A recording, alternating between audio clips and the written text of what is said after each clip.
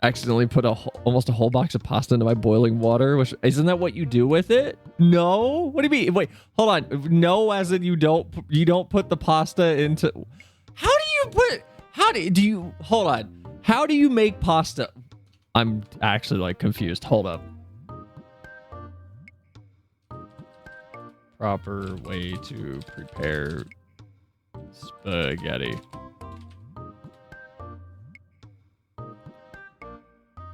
Is Gordon Ramsay Italian enough? This is 10 years old, right? This is 1 minute and 30 seconds. We'll do this one.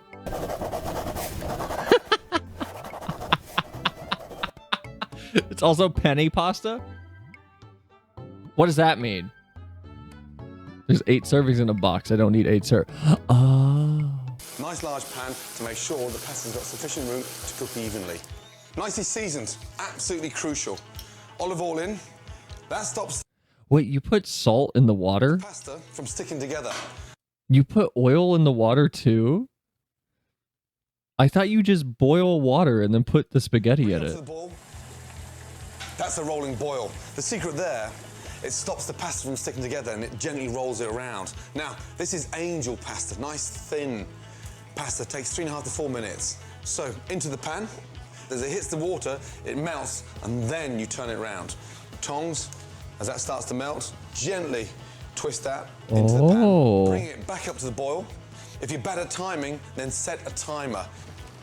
Beautiful.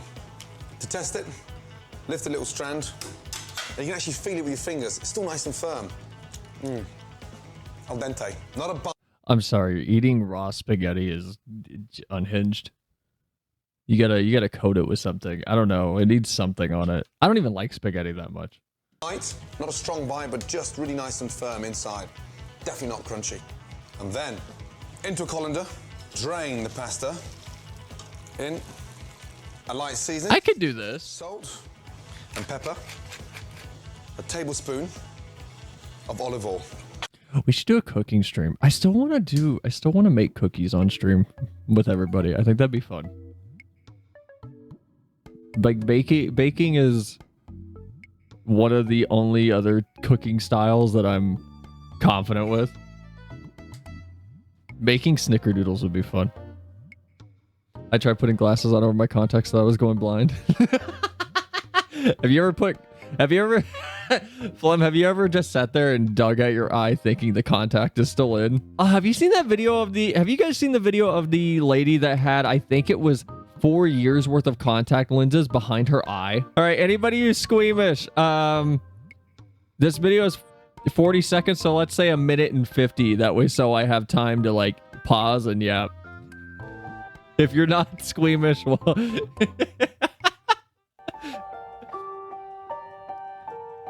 This eye doctor thought she'd encountered her Guinness Book of World Record moment. Zoom in. After peeling 23 contact lenses. You can see this piece. How do you even do this? More.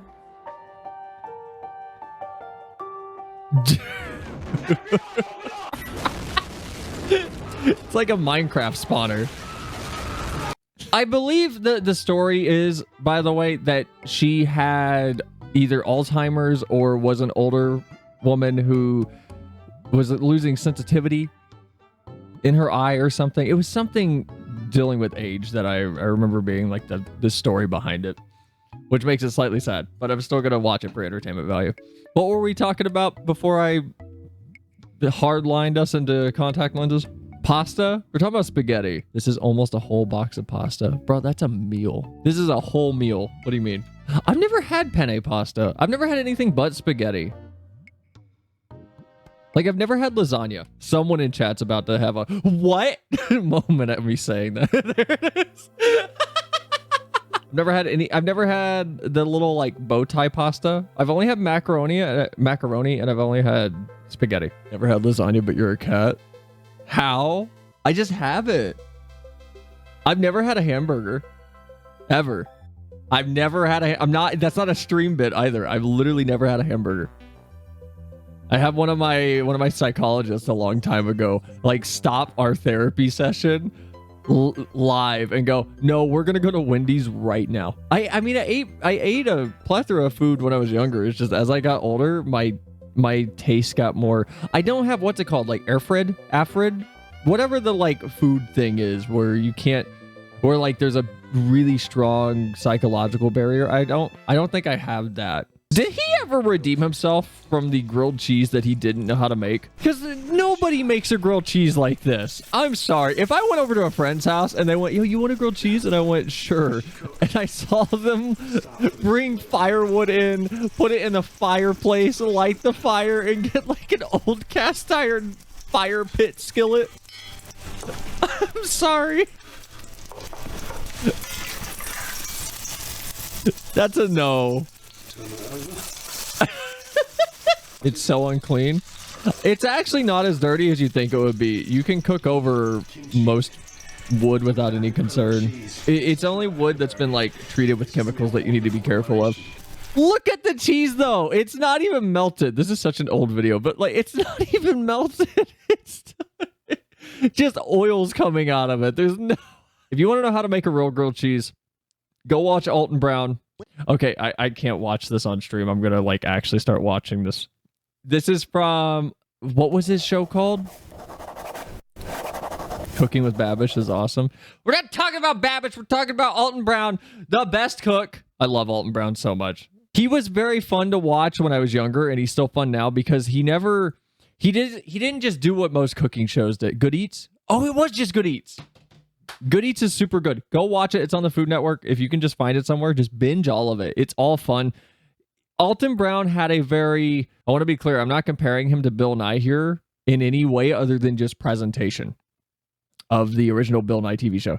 He had a very educational presentation where it wasn't just about, oh, we're making this today. It's the history of the food and the chemistry that goes into it and why we distribute heat the way we do or why we simmer things for as long as we do. And not just a quick flyover statement of, oh, we simmer it down to reduce blah, blah, blah, blah, blah.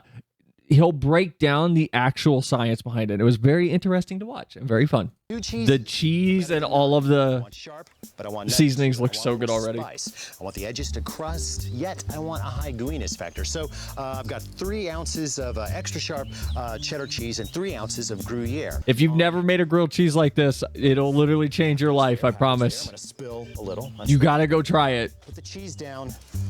Off direct heat. You want indirect heat on the cheese or it will burn. Lips a little bit. Slide.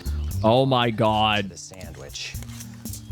Bread goes over and then just wrap that up. I'm gonna put this back on the heat just for a couple of minutes. That, my friends, is a grilled sandwich prepared from grilled cheese. Now, I know some of you may complain that the spatulas actually function as a griddle, but you know what? In the words of my 13-year-old daughter, whatever. Remember, America. Go watch Good Eats. Good Eats is really good. What mic do you use? It sounds great. I don't know. I've never. Okay. Anyway, I don't know if we're going to watch this whole video, but the article for this was interesting.